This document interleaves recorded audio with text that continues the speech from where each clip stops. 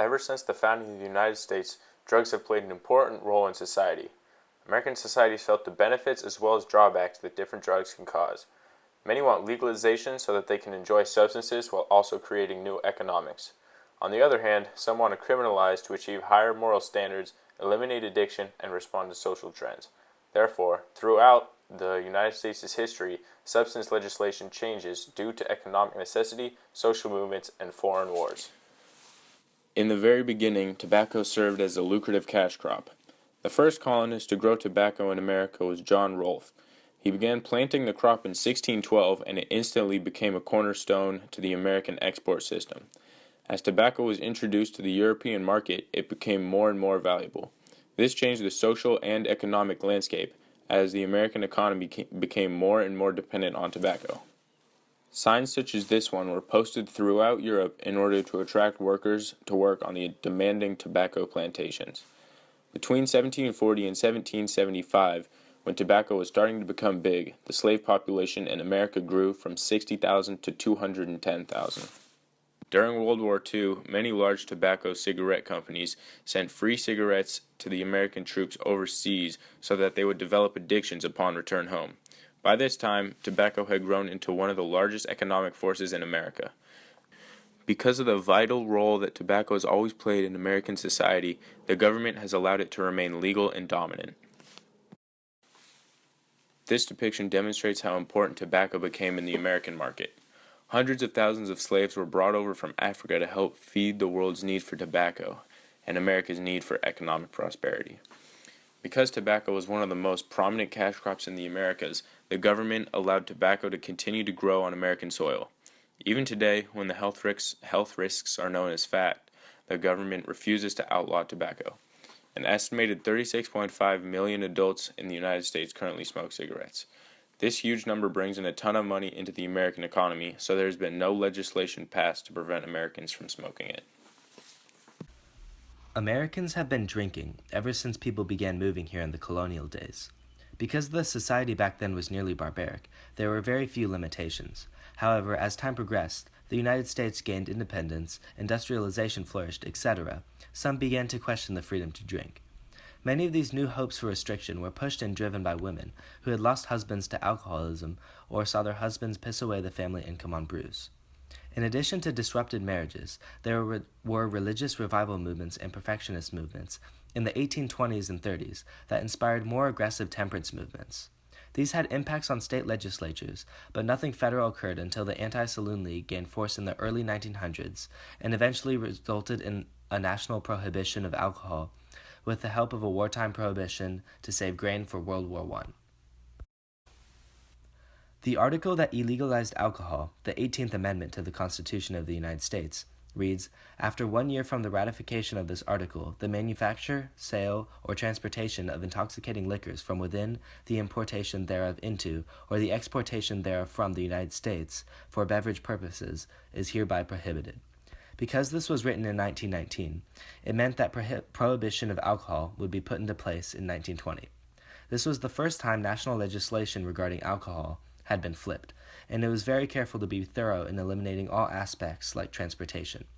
The enormous change in the American society illustrated here was not by accident, and instead was a result of decades of temperance movements and other factors such as the First World War. Through banning the manufacturing of alcohol, the government continued the ideals of the wartime prohibition aimed at saving grains for the war, and by preventing the importation, the government was fighting the decline in morals by attempting to end saloons that were at its root. Further, World War I, that lasted from 1914 to 1918, created a new type of citizen. This war was primarily fought in trench warfare, which was one of the most inhumane developments created, involving mustard gas and horrendous living conditions. These experiences caused soldiers to be less civilized upon return, by drinking more alcohol and going to saloons more frequently. Harding's speech on prohibition enforcement notes, "There is a good deal of loose talk nowadays about the cause of the spiritual demoralization of the community, which has become popular to attribute to the abnormal conditions that were incident to the war." He, as many were, was worried that the decline of ethics due to the war was becoming increasingly severe, and that prohibition was necessary to make people good again. Common reasoning for these shifts included the intense fighting in the war, an event that the government chose to pursue, meaning these problems rested on the backs of government officials as their responsibilities to overcome through the use of restrictions like removing alcohol. President Harding continues his piece and states, "I think we should do well to recognize that intellectual and moral evolution of the community." This points to the social shifts that contributed to the necessity of prohibiting alcohol. The American society is very dynamic, indicating that there are large shifts in the beliefs and ethics that need to be treated accurately. During these times, a majority of protests and social movements were focused on removing liquor in saloons, and therefore the U.S. government responded to these with the 18th Amendment. As years progressed, more things changed within the American society, such as our economics and our social beliefs. Prohibition had created a world full of gangs and crime, with mob bosses such as Al Capone in Chicago, who was earning $60 million per year bootlegging.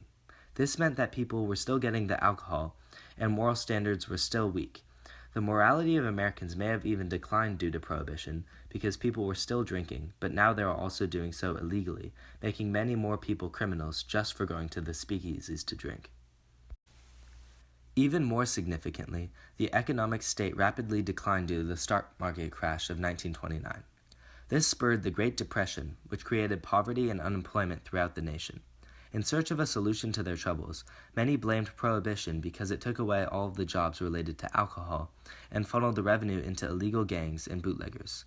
Additionally, the Prohibition prevented the government from taxing any of the liquor being sold, indicating that its repeal would give the government more power and capabilities to try to end the Depression. The 21st Amendment contains the specific wording for the ending of alcohol's prohibition. It states, "The transportation or importation, possession, delivery, or use therein of intoxicating liquors, in violation of the laws thereof, is hereby prohibited." Thus, it was finally legal to drink again and sell alcohol, once this was ratified in 1933. This new shift against the moral grain that had begun Prohibition was largely strengthened by the economic recession that began due to the stock market crash. The Great Depression, where unemployment was incredibly high and poverty was through the roof, forced Americans to crave change. In his presidential platform, FDR promised an end to the Prohibition as part of the New Deal that would help to restore the nation to an economic powerhouse. Thus, one of the largest factors influencing this repeal was the realization that the economy needed alcohol to be legalized in order to get back on its feet again. There were also important social movements that influenced this change. For instance, large gangs became extremely powerful through smuggling, selling, or making alcohol illegally. These groups helped provide alcohol for speakeasies, got in gang wars, and resulted in much higher rates of crime, which influenced Roosevelt to try to end the increasing dangers to American society. A New York Times article written directly after the repeal of Prohibition states, "The new amendment repealed the 18th, and with the demise of the latter went the Volstead Act, which for more than a decade held legal drinks in America to less than 0.5% of alcohol, and the enforcement of which cost more than 150 lives and billions in money. Prohibition was extremely expensive. Therefore, in a time of extreme poverty, the Great Depression, it was a very logical thing to cut. Not only would the government be saving money and lives by repealing Prohibition, but it would also be able to tax alcohol to raise revenue for government-funded programs included in FDR's New Deal, like the Federal Deposit Insurance Corporation, the Homeowners Loan Corporation, and the Public Works Administration." President Richard Nixon declared a war on drugs in 1971 in order to fight the increasing drug use and hippie culture that had begun to form during the Vietnam era. During the war, many soldiers began using heroin because it was extremely accessible there. A lot of us were under what I would call situational stress, and we used drugs over there to survive. I must say I did smoke a lot of pot in Vietnam. In combat, not in combat. It was the kind of thing there was just so little to do, and if you're going to get killed, you might as well be high while you're getting killed. That's how I felt. Nearly a fifth of the soldiers enlisted in the army became addicted to narcotics at some point during the war. Naturally, the government was to blame for these war-related issues, so they were forced to act quick and hard against the drug use. President Nixon stated in his speech introducing the war on drugs, We will be requesting legislation to permit the military services to retain for treatment any individual due for discharge who is a narcotic addict.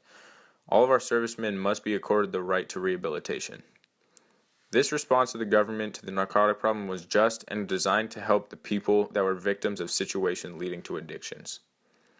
This change in drug laws was not fueled by economic necessity, but instead a social need to help the war veterans.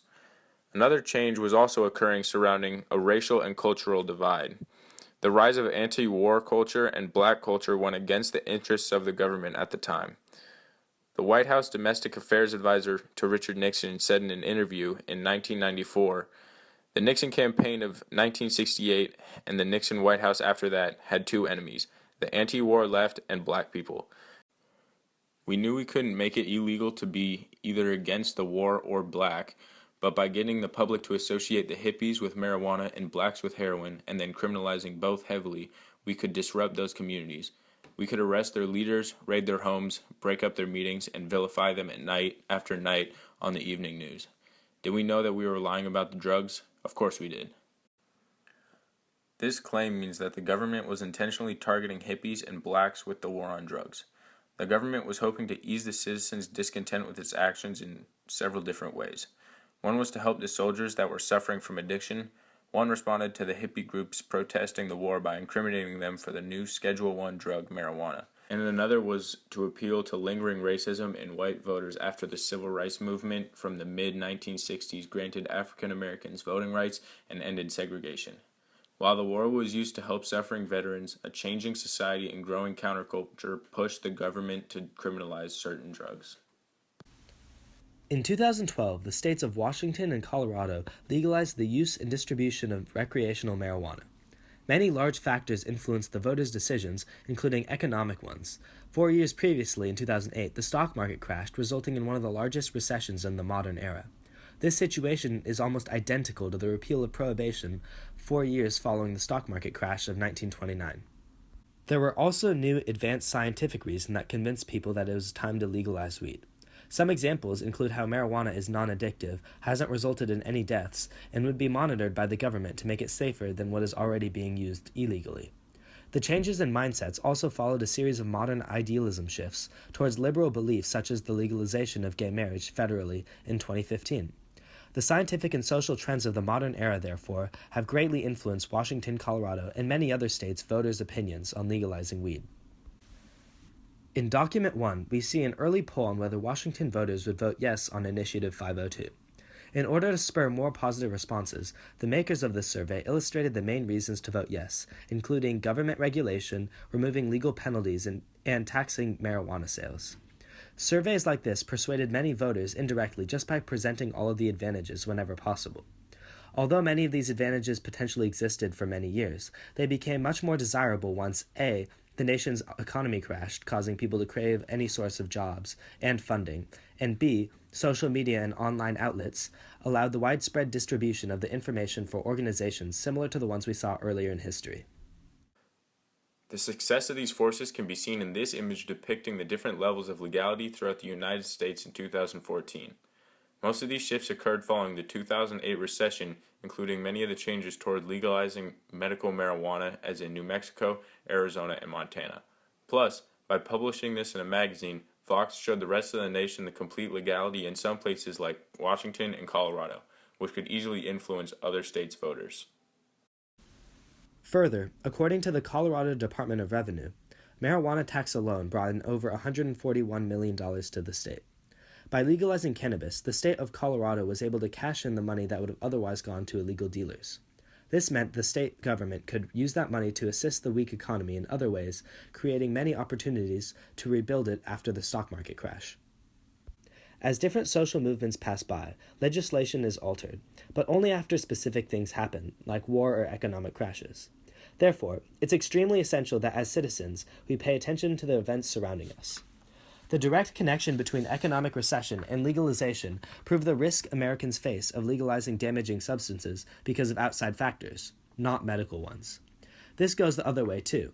If we are fighting a war and decide to criminalize more substances, we must be careful to prevent our government from imprisoning Americans for relatively harmless substances. Thank you.